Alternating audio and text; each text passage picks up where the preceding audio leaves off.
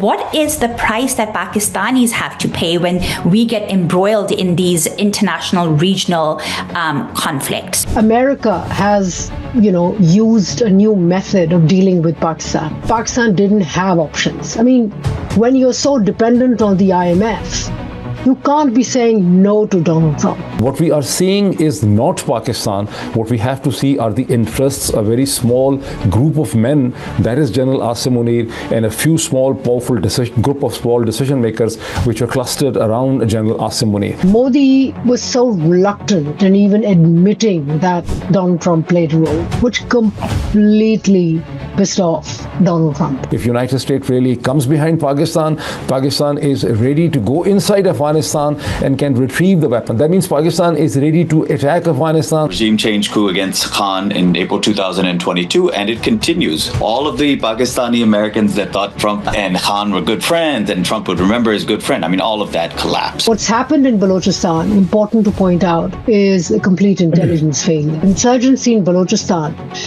as part of their narrative, not just to control Balochistan, but to control rest of Pakistan as well. Right. One of its worst phases right now in terms of the way the U.S. government is supporting dictatorship in Pakistan. How India and China, Pakistan's two very powerful neighbors, how are they viewing Pakistan's evolving and very close relationship with the Trump administration at this point? India has been very careful in not joining the board of peace. Donald Trump himself doesn't have a clear plan what to do with Gaza. As the current U.S. administration moves toward renewed political engagement with Pakistan, many are seeking a clear understanding of how these shifts impact democracy and civil society, with special reference to the role of the military's crackdown on political dissent. We hope to dissect some of the U.S.-Pakistan relationship together and some of its implications for Pakistanis and what it might mean for the rest of the region. Good morning, everyone. My name is Mehlaka Samdani, and I'd like to welcome you all to the second part of our two-part series examining the U.S.-Pakistan relationship and its consequences. As Danica mentioned, in our first conversation, we focused squarely on what the Trump administration's support for Pakistan's regime has meant for Pakistan's internal dynamics. And today, we're going to widen the lens and explore the regional implications of this relationship. So as the Trump administration has deepened its engagement with Pakistan's regime through security cooperation, counterterrorism, and economic arrangements, we are seeing ripple effects across the region. At the same time, many of the most consequential foreign policy decisions being taken in Pakistan today are being made by a regime whose legitimacy is deeply contested at home. And it is making these decisions without parliamentary debate or public input. And this raises some very urgent questions. Who is Pakistan aligning with and why? Whose interests are being served by these alignments? And what are the costs for ordinary Pakistanis, Pakistan's neighbors, and for the region more generally? So we're going to unpack all these issues with our amazing panel. Each speaker is joining us from a different part of the world. Joining us from England, we have Dr. Aisha Siddiqa. She is an independent scholar currently working as the Charles Wallace Fellow at St. Anthony's College, Oxford. She obtained a PhD in war studies from King's College London and is the author of multiple books on Pakistan's military, including Military Inc. Inside Pakistan's Military Economy. Next, we have Dr. Moeed Pirzada, whom you will remember from last week. He is a prominent Pakistani journalist, a geostrategic analyst, TV anchor, and YouTuber, currently based in Washington, D.C. He is the founding editor of Global Village Space, which is an online news publication with a print magazine. Previously, he anchored his daily political affairs show on several Pakistani TV channels, including ARY, Geo, Dunya, and Express. Last but not least, we have Professor Junaid Ahmed. He is the director of the Center for the Study of Islam and Decolonization in Islamabad. He is currently visiting faculty at the University of Cape Town. He has been teaching law, religion, and global politics for almost 2 decades across continents. He has a JD from the College of William and Mary and a PhD from the University of Leeds. Thank you all so much for joining us.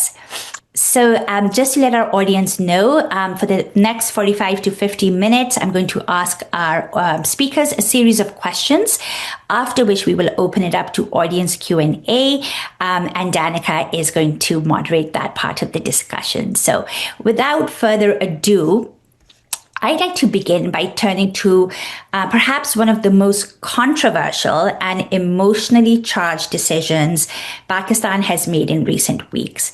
And that is its decision to join Trump's so-called Board of Peace, which, as we all know, is a colonial-like entity that has no Palestinian representation. The Pakistani people, on the other hand, have always stood in solidarity with Palestinians and the Palestinian cause. And this decision, understandably, has sparked a massive backlash in Pakistan. So my question to all three speakers is this: why do you think the Pakistani government decided to join this board? And do you believe Pakistan will send its troops to Gaza as part of this commitment? And let me ask perhaps Dr. Pirzada to begin first, followed by Aisha, and then Junaid.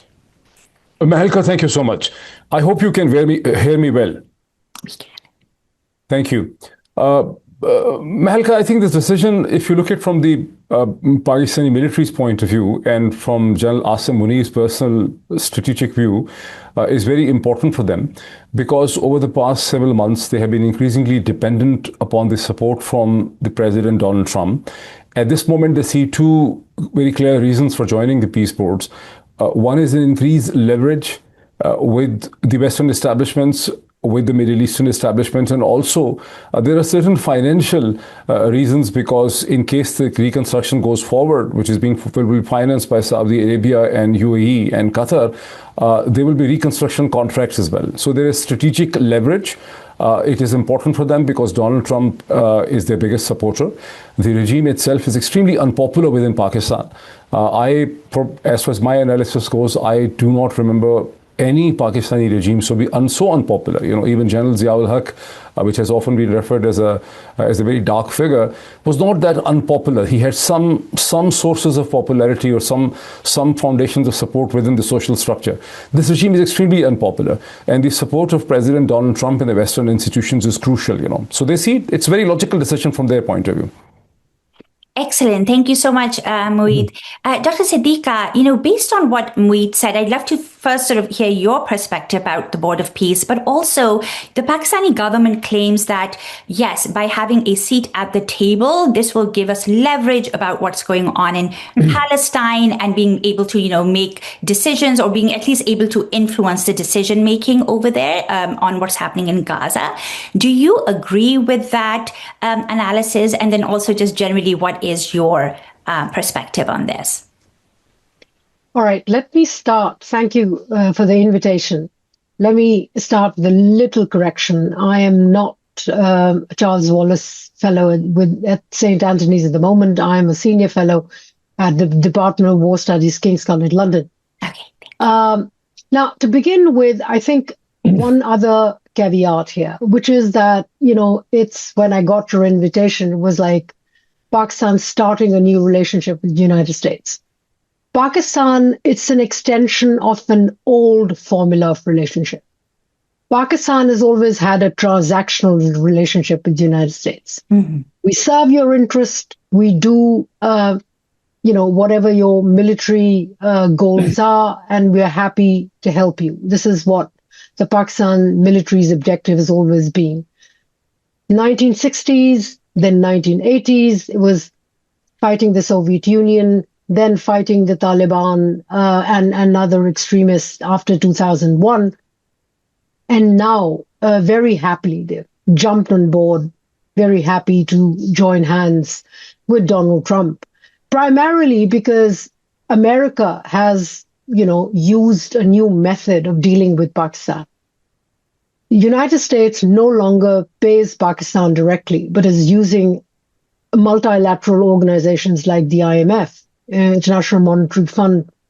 Pakistan is heavily dependent, because of poor economy, heavily dependent on the IMF, on support from multilateral organizations. And this is the channel which the United States uses. Now, primarily Pakistan's main problem, this regime's main problem, is the economy.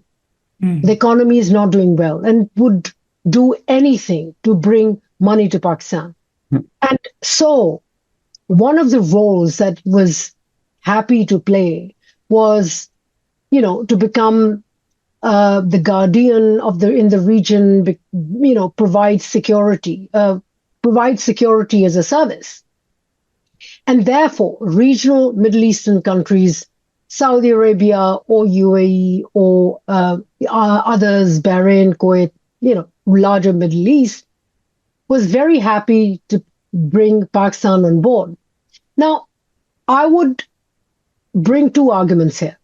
One was that, yes, it's not illogical to join the Board of Peace, firstly, because Pakistan didn't have options. I mean, when you're so dependent on the IMF, you can't be saying no to Donald Trump.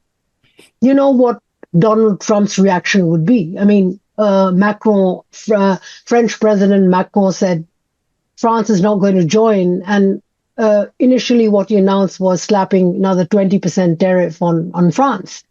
He's not a man who takes kindly to a no, and especially coming from a country which was so financially dependent on support from the United States. Also, there are minerals, rare earth minerals, and other resources in Pakistan, where the Pakistani state has gone and offered to the United States without even seeking,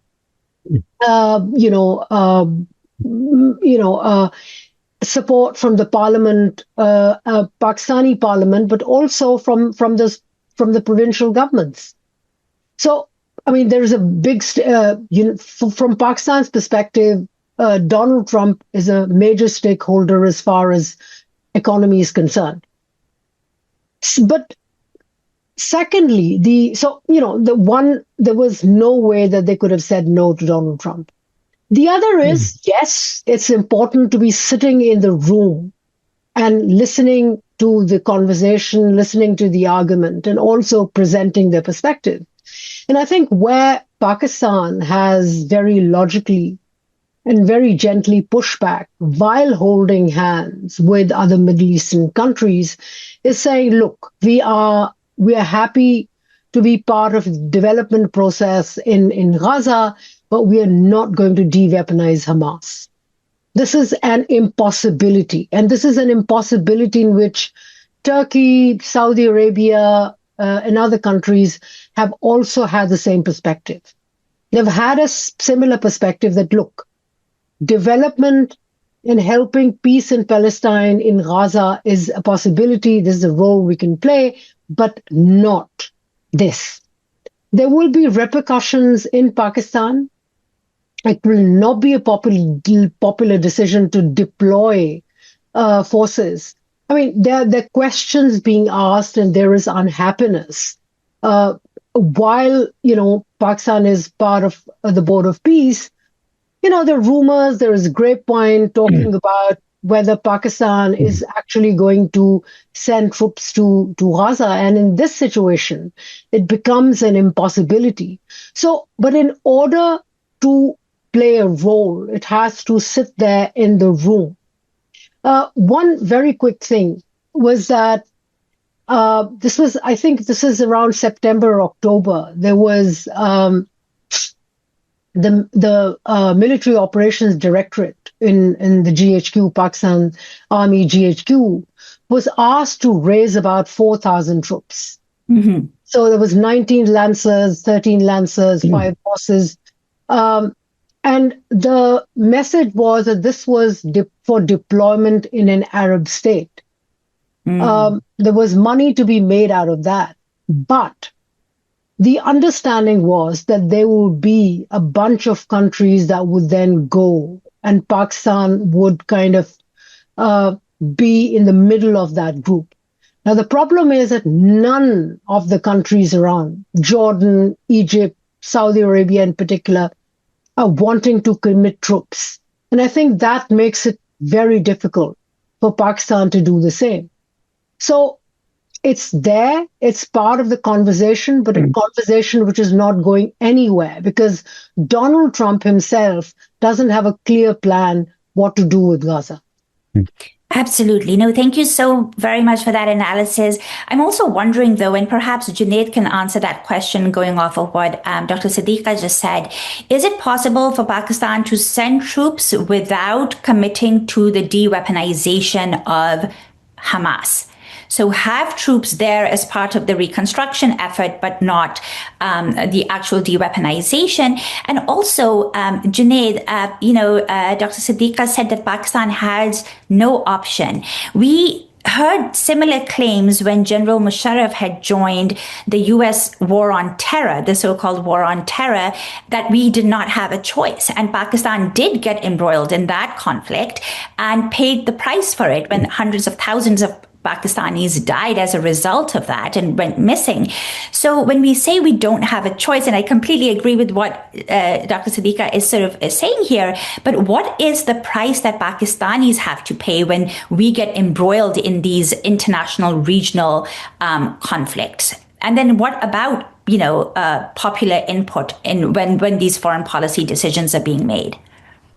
Well, thanks so much, Melika, first of all, for the invitation. Thanks to Community Board for Peace and Justice, Community Alliance for Peace and Justice, and thank you to Code Pink. I'll maybe if I get a chance a little bit later on, I'll speak about how Code Pink in some ways really got me involved even while I was sitting in Pakistan. And again, it's also great to be with Dr. Pirzada just after a few weeks, and Dr. Siddiqa after more than a decade. She won't remember this, but in Pakistan, I had hosted her at LUMS. So it's wonderful to be with all of you and to discuss obviously this incredibly important issue and issues. As Melika, I have been writing quite a lot since, especially this announcement to join the Board of Peace, but then a follow-up about how there's so much excitement about so-called Islamic NATO, this kind of Sunni axis of resistance, as opposed to kind of the Iran-led axis of resistance that includes Qatar, Saudi Arabia, Turkey, Pakistan, and so on. Versus, as Professor Craig in the UK says, the axis of secessionists, the UAE and Israel and so on. So I kind of link them together because I think it's the same process unfolding, joining the Board of Peace and this so-called Islamic NATO. And I think I'll just offer a few friendly amendments here. As you know, I'm very critical of what's going on, and precisely because one of the reasons you now articulated, and I think that it's the nail on the head. We've had so many regimes making the same argument time and time again, that it is absolutely essential that we join this. We have a say at the table. We have no other option. We'll be bombed to the Stone Age, so on and so on and so forth. And I wrote something on this, which I thought was kind of clever, but in some ways that all of the regimes, all of the military dictatorships in Pakistan have had foreign backing, as we know, and principally from the United States. But I also just thought about it for a second. Well, ultimately, Ayub did write friends, not masters. Zia, at the beginning, also said when the U.S. was giving, its aid, Zia called it, "This is peanuts," and asked for more. General Musharraf, the war criminal that he was, as you said, he then said that, I had to be threatened to be bombed back to the Stone Age, which was true. I mean, he was not making this up. Versus our current Field Marshal, Chief of Army Staff, who kind of just bends over backwards to anything that is dictated to him by Trump and Washington. You were mentioning how, both the civilian and the government and the military dictatorship, they'll jump on board anything that Trump says. That's literally true. I mean, if he asked them to jump off the moon, they would do it, or jump off of K2, they would do it. I mean, this is both continuity and a significant, I would argue, qualitative change from previous dictators as well. Going back to, I think, what Dr. Pirzada says, we often speak about who was the worst, who was the most brutal, who was the most vicious. And again, I'm not saying there's the definitive answer to this question, but as we've just now witnessed, and I think I'll definitely address it also when we speak about other issues, especially about Iran, what we've just witnessed this weekend in Balochistan, right? This kind of the mass killing, what someone called the BLA's Tet Offensive, whatever you want to call it, a very kind of unfortunate series of attacks taking place there. And I was just thinking that if you actually ask the Baloch, who's been the worst, I think their probably favorite military dictator was probably Ziaul Haq. The least amount of kind of violence and cruelty, the most kind of accommodating their leaders and the tribals, etc. That happened during Zia. So I'm thinking it's also kind of whose perspective is it when we're speaking about this was the worst, this was the least worst dictator. Same goes in areas like KPK. So I think often it's a very kind of Punjabi, as it is in many things, a Punjabi-centric narrative on these issues. So to come back to what you were saying, Malika, I think that we know how these international institutions and international geopolitics and relations of power operate. But I will just say this, that we hear about how these individual countries, Pakistan, Qatar, Saudi Arabia, Turkey, Indonesia, very different countries, of course. But if you're putting them together, whether you want to call it Islamic NATO or whatever, it becomes quite a powerful bloc. And they're correct about that. When they say we're quite a powerful bloc and consider us like an Islamic NATO, that's fine. But if that's the case, could they not have come together and, first of all, done something during the genocide itself? Could Pakistan even send a single bullet to the people of Gaza? And now we're such a powerful bloc. Okay, do we really have to roll over? I frankly think if all of them, this is kind of the dream, but if all of them said that, no, we're not getting on board, this wouldn't go anywhere. Without all of these countries, the financial might in the Gulf, the powerful militaries of Turkey and Pakistan, where do you think this was going to go? Add to that, of course, there are other vassal states, Europeans not going along. So I just think that there are vassal states and then there are vassal states. And Pakistan right now wants to be at the top of that status, embrace it and celebrate how much of slavish, their relationship with Washington wants to be. So I think that there is power here, but that power is being used to further legitimate empire and whatever Washington and Israel wants to do in the region. Thank you, Junaid. And I think another of great points and another sort of layer to this is this question of internal legitimacy. And when you have a regime that lacks that, it does look for that external legitimacy that we see a lot of, what's happening in the Pakistani-US sort of relationship at this moment. So, Dr. Siddiq, I'm just going to sort of staying in the region. So apart from the Board of Peace, Pakistan, as you alluded to, is stepping up as a security partner in the Muslim world. It is selling arms to Gulf states, is negotiating fighter jet deals like the JF-17 sales. It has already signed a major mutual defense pact with Saudi Arabia. Is this something that Pakistan is choosing to do on its own, or is it being shaped by wider regional pressures, including US priorities? Well, let me answer this question. Firstly, what's important to understand is that the current regime wants to build an image of itself, of turning Pakistan into a powerful country which is taken seriously in the region. From a point 6-7 years ago when Pakistan was nowhere, and the problem is that Pakistan's constant comparative framework, is regional. It's not extra-regional. It looks itself, in the mirror and compares itself with India.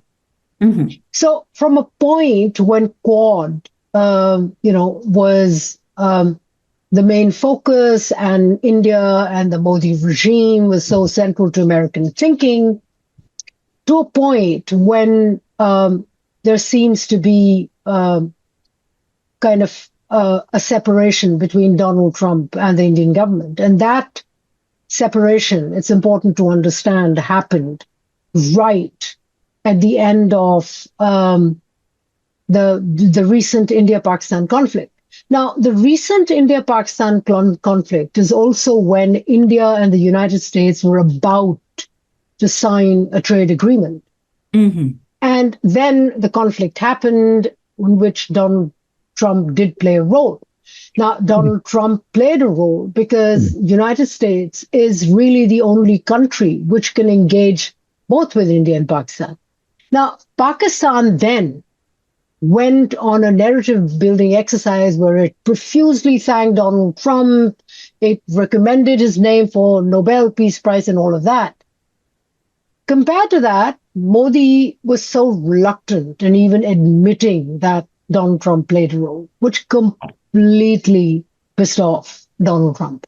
And since then, it's about 51 times that on different forums, Donald Trump has mentioned that India lost the war. Now,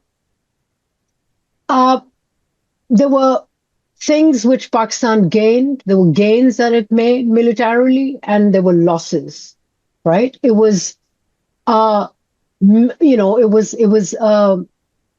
almost war. It was a conflict, 4 days conflict. Now, what Pakistan saw in this recognition from Donald Trump was an image building exercise, which firstly benefited the military. It regained immediately, within days, it regained its image. Junaid is from Lums, and let me share this very, small incident that, I've been talking to students, very progressive students in Lums, and some of them, I talked to them before the conflict, and, they were very critical of the military, and suddenly the same people were like, yeah, it's political engagement bad, but we think that we need a strong military.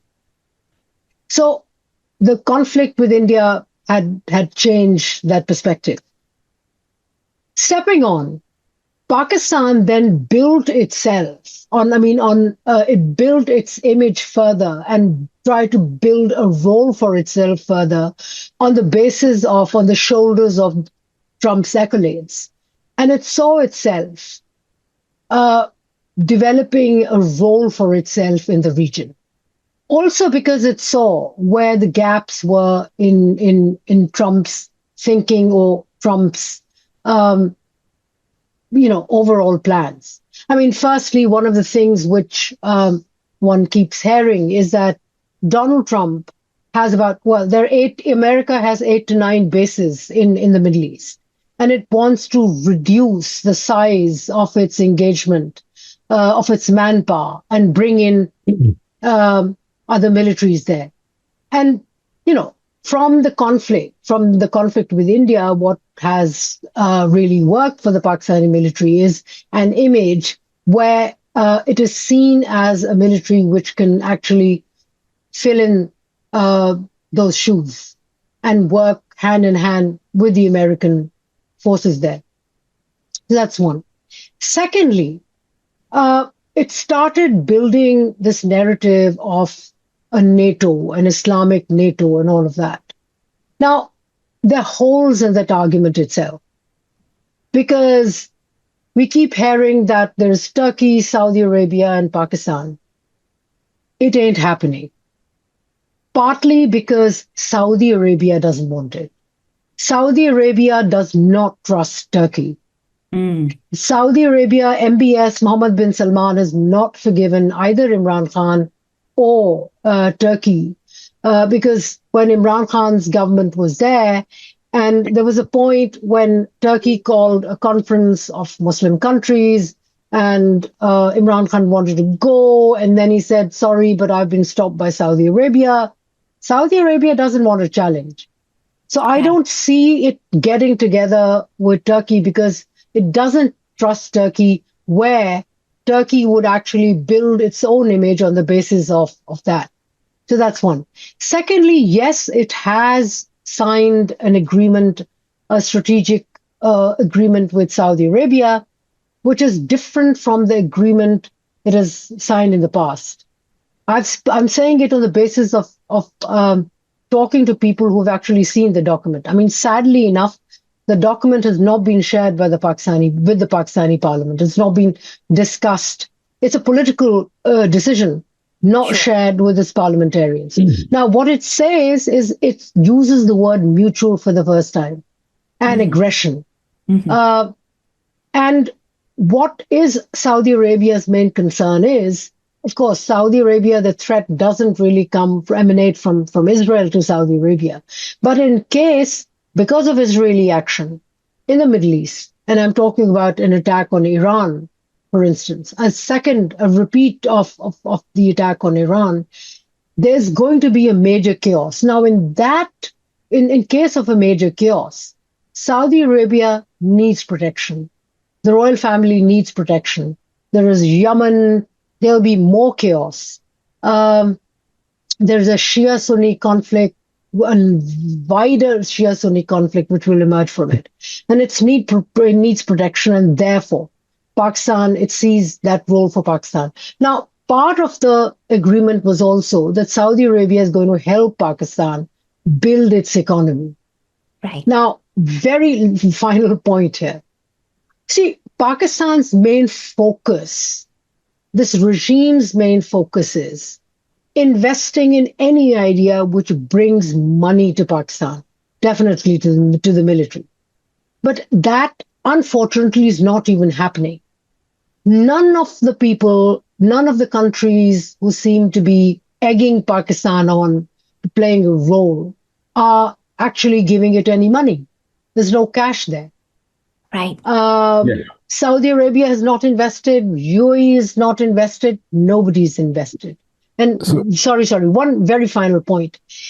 This whole claim about selling so many weapons, wonderful idea. I mean, firstly, it's a bit laughable that the planes that were used during the Pakistan-India conflict were the J-10Cs provided by China. It's completely Chinese. They've not given Pakistan the technology, sold Pakistan the J-10Cs. It's not given it, transfer the technology or even part of it. But what Pakistan is then saying is that JF-17 Thunder, which Pakistan has co-developed with China, and the Pakistan Air Force has a major role in, firming up the design of the aircraft. But the problem is that it has limited capacity, 12 to 15 aircraft. So if you're telling the world that you're going to produce 76 to 96 aircraft in 3 years, then where is the capacity and where is the money to actually be able to produce? So what we hear is we hear about these MOUs, these interests expressed by these countries from Libya to Bangladesh to others. But the only confirmed order so far is with Azerbaijan of a year and a half ago, out of which I think 5 or 7 aircraft have been delivered to them. Libya, the agreement, but just finishing. The agreement with Libya, on the other hand, it's UAE. It was done with the help of UAE. Now, UAE and Saudi Arabia itself have a conflict. Right. So in the middle of a factionalized Middle East, I don't know where Pakistan is going to draw, what benefits it's going to draw from it. Thank you. That's an incredible analysis. Moeed, please respond to... Yes. I need a few minutes to clarify my own thinking on some of the points. One very troubling aspect of the whole discussion, this discussion, and every discussion that happens in the context of Pakistan is when we use the word comprehensive word and term Pakistan, what Pakistan really means, for all practical purposes, when anyone refers to in any think tank discussion, any academic discussion, any media discussion, what is referred to as Pakistan is actually Pakistani military. There is no real existence in the discourse of any Pakistan other than the interests of the Pakistani military. Now, had this been the only problem, had Pakistani military been really the kind of institution which American and British think tanks and academics have always referred to, it would have still been fine that you think that there is an institutional thought, there is a thinking. What we have seen and increasingly understood is the Pakistani military, what is referred to as Pakistan, is equal to Pakistani military. What is Pakistani military is the sum total interest of the man who controls the military machine, and that is the army chief. Now, in every single case, in 1965, maybe it was General Ayub whose interests were in the 1965 war. Then it was General Zia. Once again, throughout this existence, there was a question of legitimacy of the regime. I do not remember if any Pakistani regime ever was sovereign or ever was legitimate and had internal legitimacy. All Pakistani regimes which have engaged in external conflicts had serious issues and questions of legitimacy hanging upon them. So in General Zia-ul-Haq was an extremely unpopular character who hanged a twice popularly elected Prime Minister Zulfikar Ali Bhutto in 1979. And when the Soviet invasion of Afghanistan happened, General Zia got a new lease of life by siding with the Western alliance, which was United States. Money was coming from Saudi Arabia, and the whole Western world, Pakistan became the darling, the frontline state against the Soviet thing. And every important decision maker in the Western world that mattered was coming to Pakistan and appreciating the Pakistani efforts. So that was a lease of life. Similarly, General Musharraf was extremely unpopular. He was not as unpopular as General Zia, but yet General Musharraf was very isolated. No one was really talking to him. Then 9/11 happened. He didn't have any context, apart from the fact that he was very lucky to manage a trip to Agra in India. He was sidelined. He had no real interaction with anyone. And then suddenly the 9/11 happened. He was invited to Camp David. He became the darling. He was addressing the European and the British Parliament. He was being received everywhere in the world. So the question of legitimacy has always been very central. Now, the present incumbent was a retired army officer on 27th or 28th of November 2022 when he was made the army chief. The question of legitimacy hanged around him, and the way he has changed the whole Pakistani structure, he has demolished the courts, he has changed the military structure, he has demolished the largest political party, he has finished off all conventions of media. So in between comes up the opportunity of the peace ports. And by and large, despite all what he did, and despite the fact that he had the support of the International Monetary Fund, the World Bank, the Asian Development Bank, the UK aid, the GSP Plus, which Pakistan probably didn't deserve to continue because of the conditionalities that are attached with the GSP Plus, everything was going on, yet the regime had the perception of not really being welcome. They were not really, really part of some sort of grand table. This war with India and the presence of Donald Trump and Donald Trump's peculiar psychological requirements in terms of appreciation, the Nobel Peace Prize, that he should be appreciated, that he has saved millions of people from a definitive nuclear cataclysm, that has all really played in the hands of the regime, of which the most important character of the decision maker is General Asim Munir. So when we refer to the word Pakistan, and inevitably you can't really blame anyone, any of us, for using the word Pakistan. We can't really carry on a linguistic discourse, a communication without referring to the word Pakistan. What we are seeing is not Pakistan. What we have to see are the interests, a very small group of men, that is General Asim Munir, and a few small, powerful group of small decision makers which are clustered around General Asim Munir. This is not Pakistan. This is military, and this is General Asim Munir. I think that's a very important distinction that you made. Thank you so much for doing that, Moeed.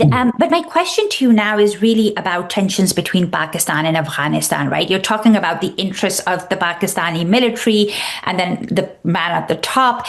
There have been rising tensions between the two countries because of a sharp escalation in militant attacks inside Pakistan that Pakistani authorities blame on the Pakistani Taliban, a militant group that is present in Pakistan, but is also operating from Afghanistan. And some people argue that this growing instability is being used to once again present Pakistan as an essential security partner for the US. How would you respond to that?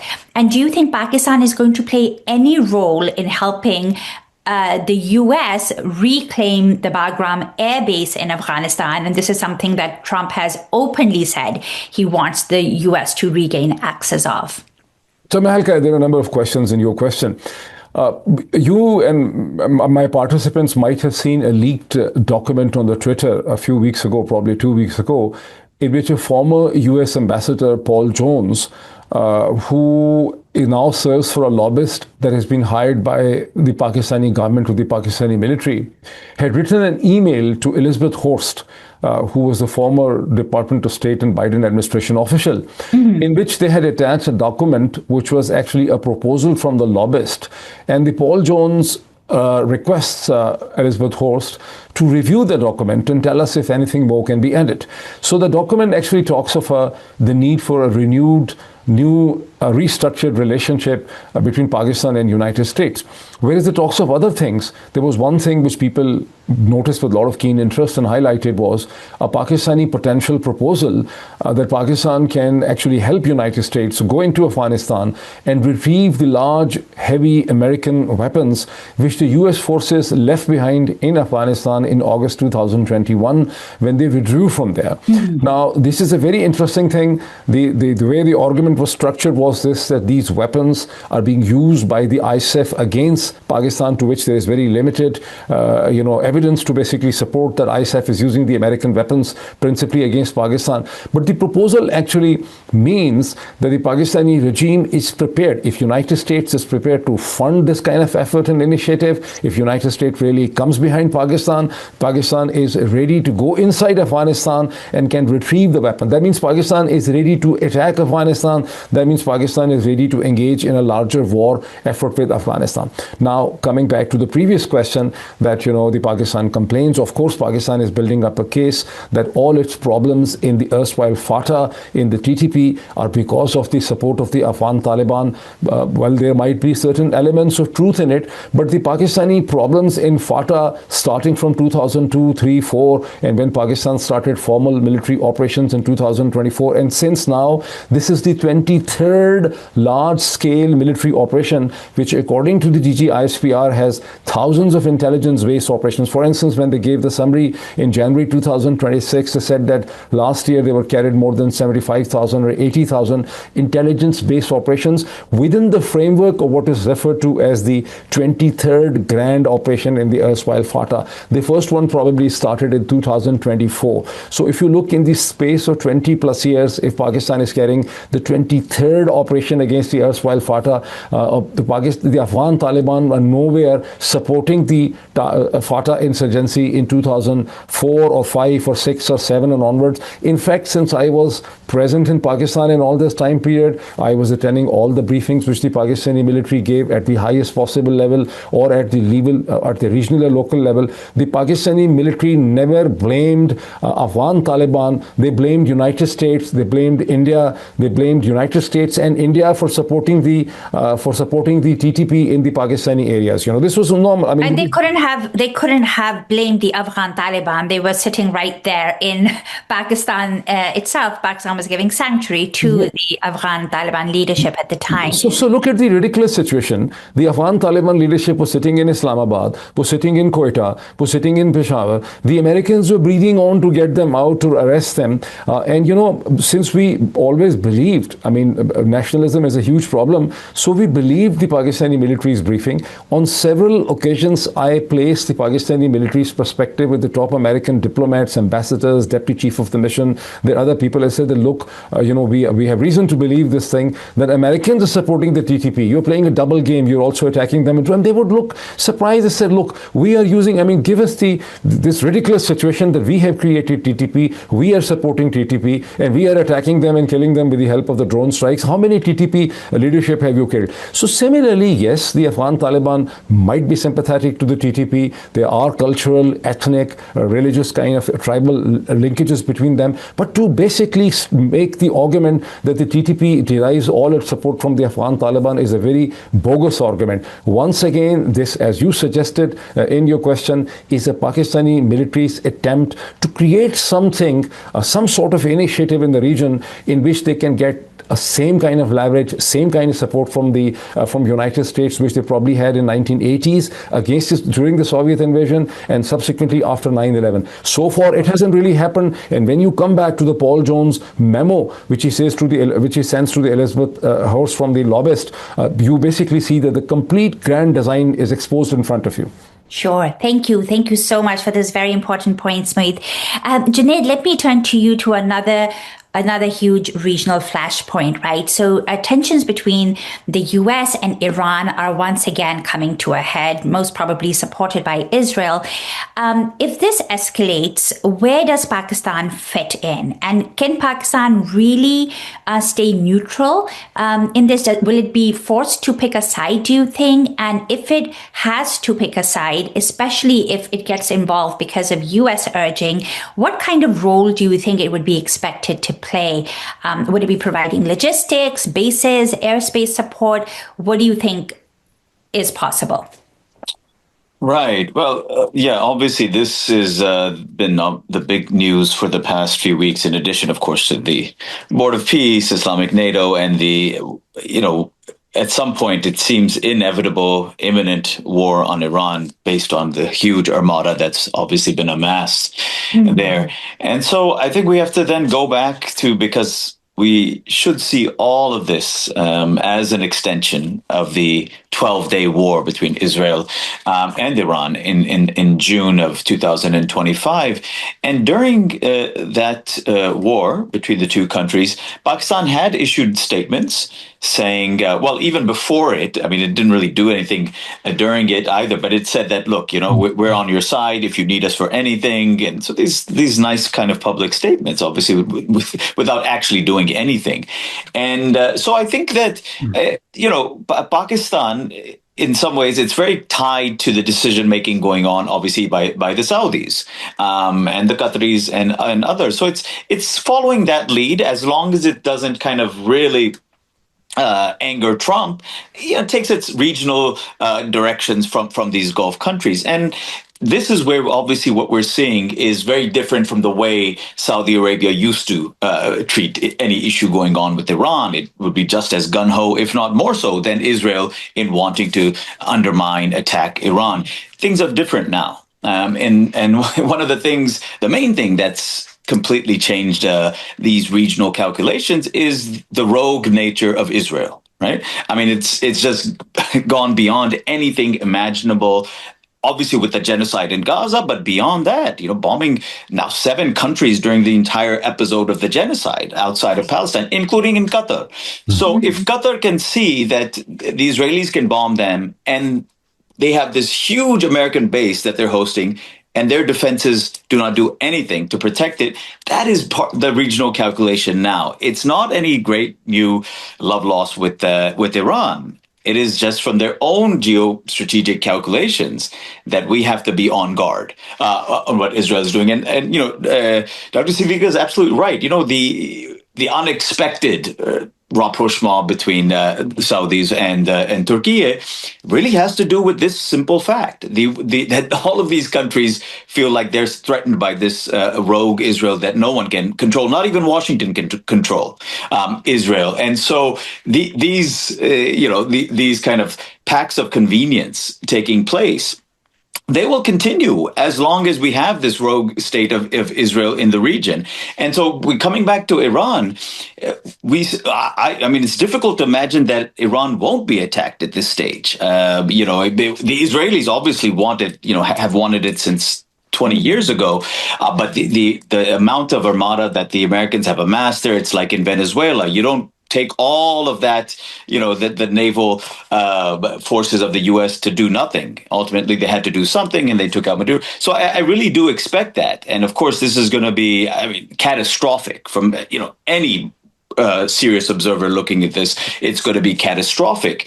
In terms of what would be expected from Pakistan, again, I think that itself, the United States and Iran, they have become such rogue elements in world order. I think that you don't really need Pakistan in that sense to be directly involved. Maybe if it's a prolonged war, which it could be, prolonged war, then countries will be forced to take sides. But right now, I think it's very important to understand what they fear, what they used to fear, the Saudis and the other Sunni sectarians. The Iran issue, that's on the back burner right now. Right now, it's very understandable that they, like most of the world, fear this rogue regime in Tel Aviv. Sure. Junaid, thank you so much. Yes, Dr. Siddiqa. Just very quickly. Of course. See, I see Junaid's argument, but here is where slight disagreement.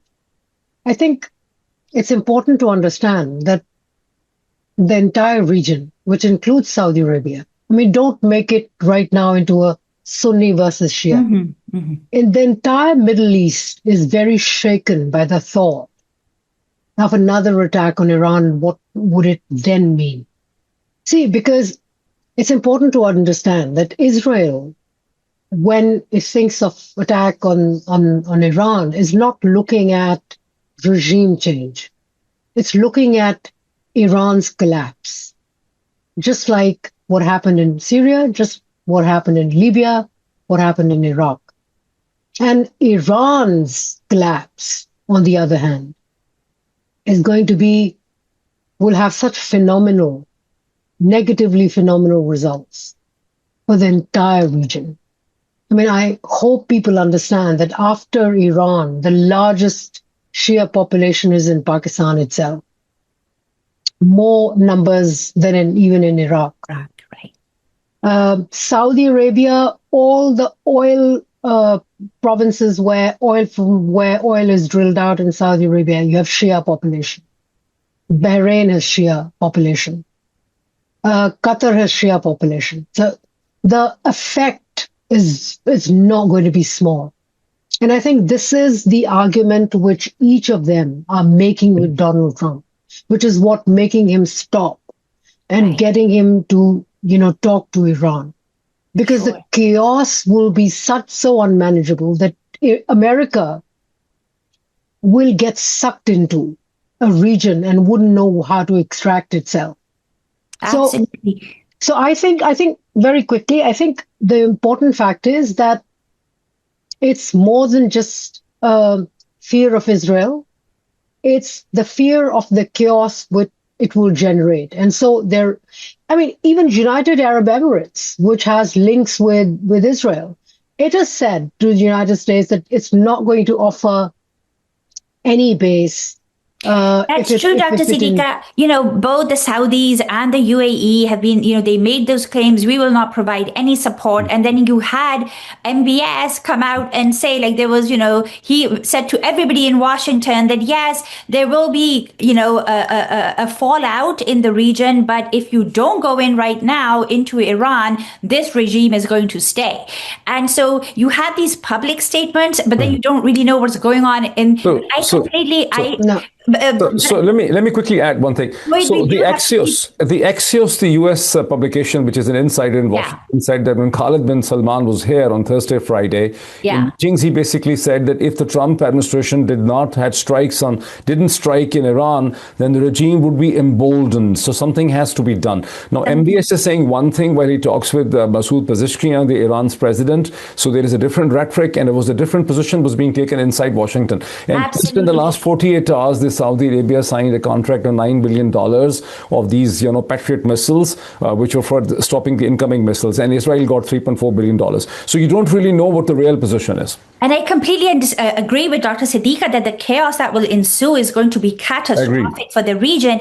And Dr. Siddiqa, just if you could talk really briefly about, and I had another question for you, but just briefly about what we saw in Balochistan yesterday, right? Balochistan borders, for our audience members who don't know, Iran and Afghanistan.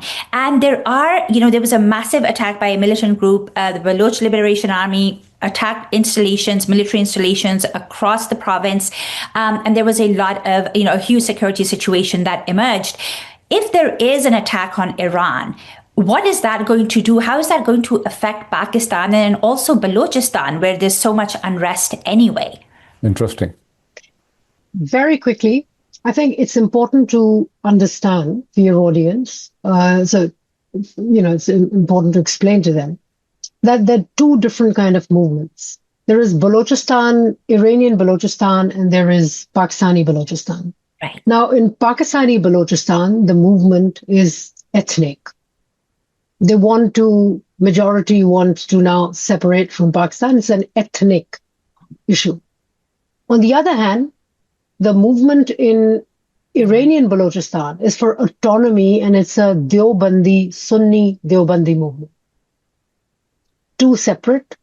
They may not necessarily be sympathetic to each other. Right. Primarily because the Iranian regime has been helping in providing safe haven to insurgents from Pakistani Balochistan. So to argue that, some people like Mushahid Hussain Sayyed, a senior politician, has been arguing that, he sees this Israeli hand in whatever is happening in Balochistan. Now, I think what's happened in Balochistan, important to point out, is a complete intelligence failure. This is really the result of a very arrogant military which doesn't believe or look at political dialogue of any kind. On the one hand, it's that, and the other, it's inability to provide, good intelligence. Thirdly, it's about how people are getting desperate in Balochistan and increasingly thinking of joining militancy. Right. What's the most significant development of this, very recent attack is not that women were suicide bombers. There were women who were engaged in fighting as well. And it's, the government's argument is, it's not a huge numbers. It's not about how many fighters. It's how little it takes to fail the security apparatus. Even how little does it take to fail the security apparatus, number one. And number two, when you have sympathy, there are videos that you can see where in Quetta is very central. Quetta is where you have a core command, Quetta core command, right? They had to seal off the Quetta cantonment in order to protect it. And while militants insurgents were roaming around and people were welcoming them. Right. So there is sympathy in the population. It's the story of, varied development. It's the story of a state ignoring a major part of the country. And sadly, not that I see Pakistan breaking away, not that I see Balochistan separating, but this is going to be a very desperate and unfortunate and ugly situation, which is going to continue. And the state will constantly be, its main narrative will be, we are being attacked from outside and therefore. Absolutely. Just this utter failure to address the legitimate grievances of the Baloch people, even those who have been waging this movement very peacefully, like Dr. Mahrang Baloch and others, and the military's failure to even engage with them. In fact, she is now incarcerated.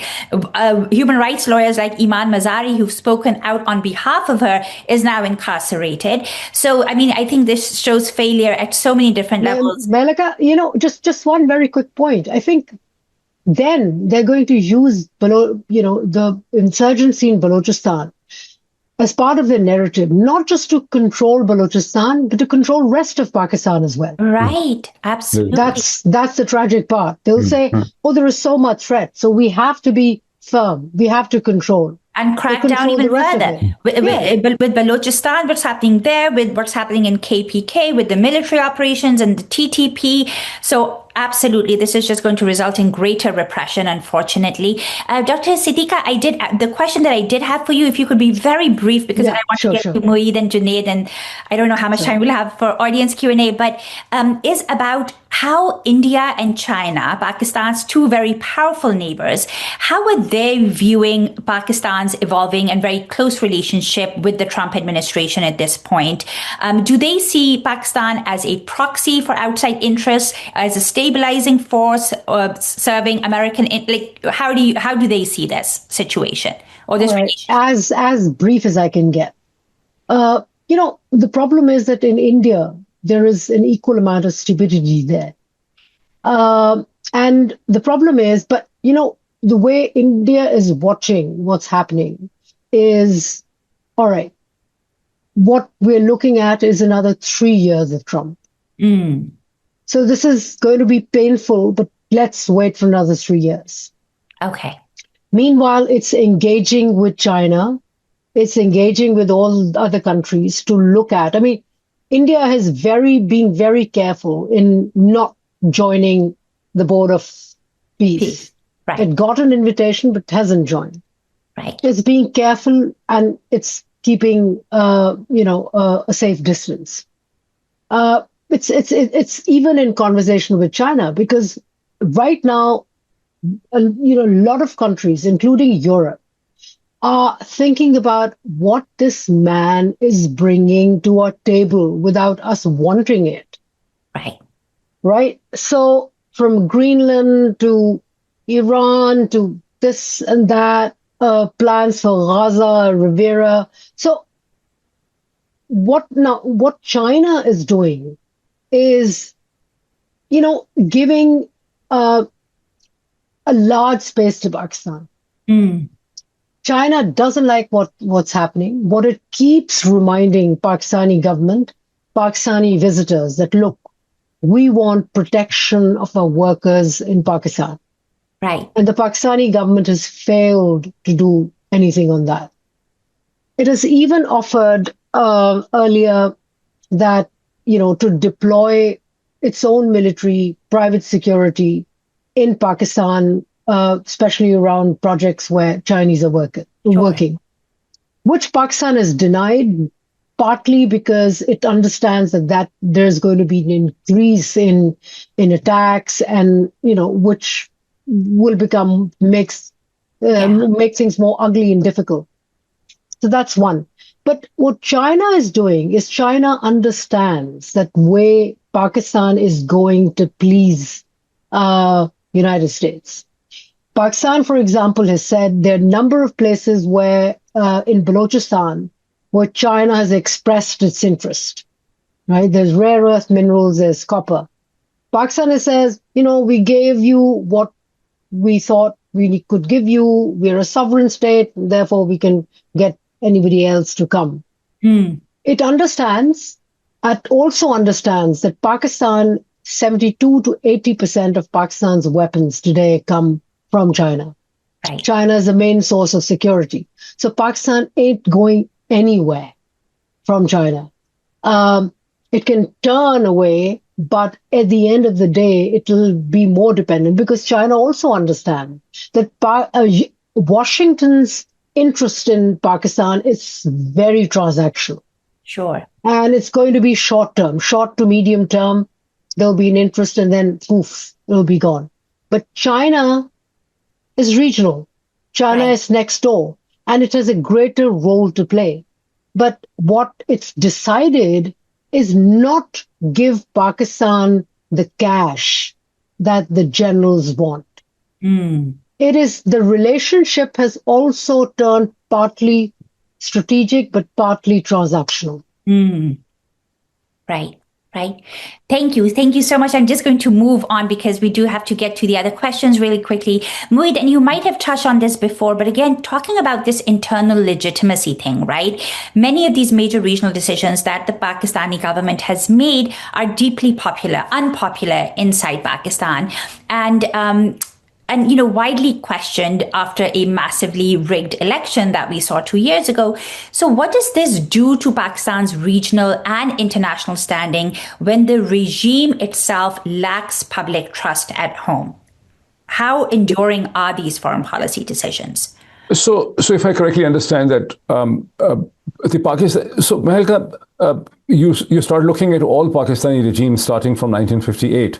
I wonder, apart from the 5-year term of Zulfikar Ali Bhutto's government, was there any Pakistani regime that had internal sovereignty, legitimacy, or there was in fact an assertive, in command prime minister? That's the only time period that I think that Pakistan had a civilian prime minister. Whether he was good or bad, whether he made good decisions or bad decisions, he was a sort of a sovereign, independent prime minister. So all Pakistani regimes, since the end of the Zulfikar Ali Bhutto government and even before them, were looking for legitimacy to the outside support.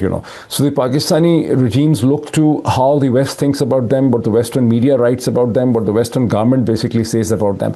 So from that point of view, it is not very different. However, this time they have a very difficult situation. Not only that they have two raging insurgencies, which Dr. Aisha Siddiqa brilliantly explained, the consequences in Balochistan and the erstwhile FATA, but they also have mainstream political party like Pakistan Tehreek-e-Insaf and Imran Khan challenging them continuously, not really going away in the largest province of Punjab and also in the Khyber Pakhtunkhwa. So this is an extremely unpopular regime, yet you have to appreciate the fact that they have been able to leverage themselves so effectively outside. The more resistance they have internally, the more leverage they basically draw from the outside. So many things, Malka, you have been activist in raising the issues of democracy and human rights and rule of law from within United States for the past 3 years, and you've seen the more pressure the Pakistani American communities have raised at the Hill, with the Congress, with the Senate, the more the Pakistani government has actually done something to basically please the United States. So they continuously leverage outside, joining the peace of boards, probably sending the troops, which they don't want to send the troops. So I fully agree with Dr. Aisha Siddiqa. They don't want to send the troops to the International Stabilization Force. None of the Muslim countries wants to send. But they have leveraged and positioned themselves in such a way that they extract more and more legitimacy from the Western support system. Sure. Thank you so much, Moeed. And, you mentioned Zulfikar Ali Bhutto. And then also, I feel like during Imran Khan's time, when he did try and assert a more independent foreign policy, which he did in certain cases around Ukraine and, and Afghanistan and all of those things, I think there was a massive push to see him out, because that is something that is not tolerated, right? By also the Turkey militia Muslim bloc. The Turkey Malaysia thing that absolutely that Dr. Siddiqa had mentioned as well.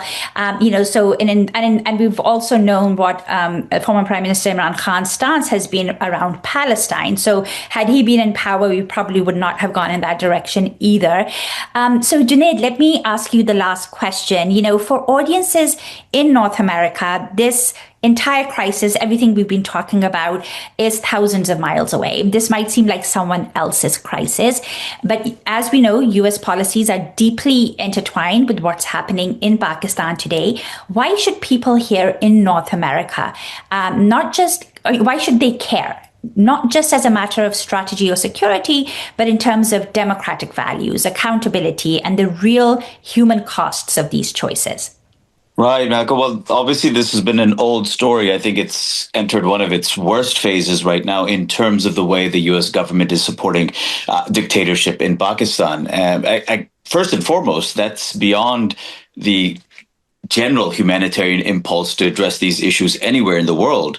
First of all, if you're living in the United States, as a citizen or not as a citizen, that is your principal objective, what your government is doing internally or abroad. And in this situation, we know that. It's a Biden-sponsored coup, regime change coup against Khan in April 2022, and it continues. All of the Pakistani Americans that thought Trump and Khan were good friends and Trump would remember his good friend, all of that collapsed instantly, and they knew that whatever they were told privately was a fraud. Perhaps they should have known that, but and so you've seen just the escalation of that relationship. And you're also dealing with a character like Trump. It's not like Trump cares about these issues anywhere. This is what we say is often the refreshing part about this horrible regime, the Trump regime, is that the past, presidents at least paid lip service to we're going there for democracy, freedom, human rights. He just went to Venezuela and he can't rid himself from the word oil, oil, oil. I mean, okay, can you make it any clearer? I mean, George Bush was a war criminal, but I don't think he said we're going in Iraq for their oil. It's all about, democracy and freedom. So this is the other problem we confront right now. We're also dealing with a U.S. government which doesn't even make pretense to these issues anymore, which makes it even more imperative that civil society to civil society, people to people, and I go back, and it's a good way that I can at least give credit to Code Pink and my own kind of activism. So I was based in Pakistan, I was based in Lums, and I remember, sure Code Pink remembers, when they came in 2012 in solidarity with the anti-drone campaign led by Imran Khan, and we had done some work on campus. We had hosted them. And in fact, it was through that, because I already knew folks in Code Pink, especially Medea Benjamin, we had hosted them. It was actually through that I actually then engaged Imran Khan. Students were like, well, sir, he's saying the same things. I was like, I highly doubt it. I'm pretty revolutionary. I don't think it. But that's when I actually first started to engage Khan. And that's where kind of our relationship with a lot of respectful disagreements emerged from then. But I think that's the type of engagement. It's not engagement when Trump is calling you his favorite field marshal. That's not engagement. It's not engagement when Shehbaz Sharif goes in Sharm el Sheikh and just fawns and over Trump. I mean, this is not engagement. Engagement is that people-to-people grassroots mobilization around all these issues. The same way we have been mobilizing around Gaza and now against war in Iran. I mean, Pakistan, what's going on in Pakistan is an extension of that. And just coming back to this whole question of Zionism and Israel and so on, we often are hung up on that word of kind of normalization, or, a lot of this stuff, it's actually quite, it would be quite foolish to say next day, oh yeah, we're normalizing, we're joining the Abraham Accords. Usually these things, it's done through discretion. So even though I do think that there are a lot of impulses right now that are, that in the past, they weren't as present there in terms of, Saudi soon getting on board the Abraham Accords, et cetera. Right now, that enthusiasm has gone for just very understandable reasons. We also have to be very, very vigilant about how kind of what I call the overt Zionism of a country like the UAE, et cetera, versus the kind of the more covert, surreptitious Zionism, or at least facilitation of Zionist hegemony by countries like the Saudis and, of course, like the Pakistan. I think that's where the vigilance should remain, but the focus should be on that grassroots, people-to-people interaction. Dr. Pirzada is absolutely right. I mean, whenever you speak about it, it's about, we're talking about the Pakistani military, but I would add to that is all of the enablers, right? Whether it's the civilian politicians, but even more so for our purposes, an entire crop of intelligentsia, right? That facilitates this. And in the post-regime change 2020, you have seen this most tragically, right? Like, I say that Pakistan is easily the largest Muslim country, the Muslim country that has the largest English-speaking intelligentsia. Where have they been? If they spoke more, New York Times would be on this, everyone. But New York Times is really interesting.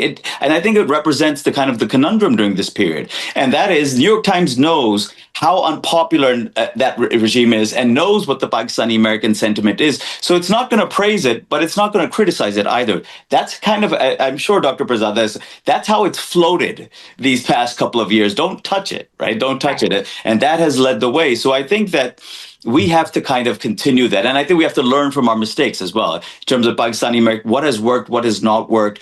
Only the lobbying of Congress, very important, but how do we actually engage in popular education on this thing? The exact thing that allowed Trump to get away with, basically privately his officials telling Pakistani American community, hey, don't worry, when we come, we're going to free Imran Khan. We cannot do that model anymore. This has to be public. It has to be popular education rather than kind of whispers here and there. So I think that's the way forward. Thank you, Junaid. That's really incredibly helpful, and which is why we're so grateful to Code Pink for taking this initiative to sort of send this message to the larger American public so that they can be effective allies for us as well. Danica, so sorry this went on. We really didn't leave a lot all and on. You know what? That's okay. I think all of our guests today really I think answered most of the questions that were coming up from the audience within your answers. So really grateful for all of you for covering so much ground in such a short period of time. You've really done amazing work and provided a lot of context for everyone in the audience. So I appreciate you all. And thank you to everyone who tuned in on a Sunday for this webinar, U.S.-Pakistan relationship and its impact on the region. Thank you to our guests, Dr. Moeed Pirzada, Junaid Ahmed, and Aisha Siddiqa. You all really covered so much in such a short amount of time. So very, very grateful again. And you've illustrated how timely this series has become, especially with the U.S. gearing up to attack Iran. So it's really important that everyone understands the U.S.-Pakistan relationship, especially right now. And thank you to Mehalka Samdani for facilitating both of these critical conversations, and to the entirety of the Community Alliance for Peace and Justice for co-leading the series with us. And please follow Code Pink and the Community Alliance for Peace and Justice to stay updated on these issues. And if you've RSVP'd to this program, you could look forward to a follow-up email from us with additional resources. And please stay in touch with us and stay active, because this is as important as ever. So I hope you have a great day, everyone. And thank you so much for joining us this morning, afternoon, or evening, wherever you are in the world. Thank you so much. Thank you so Thank you. much. Thank you. It's wonderful. Thank you so Excellent much. speakers. Very good discussion. Thank you. Take care. Bye-bye, everyone.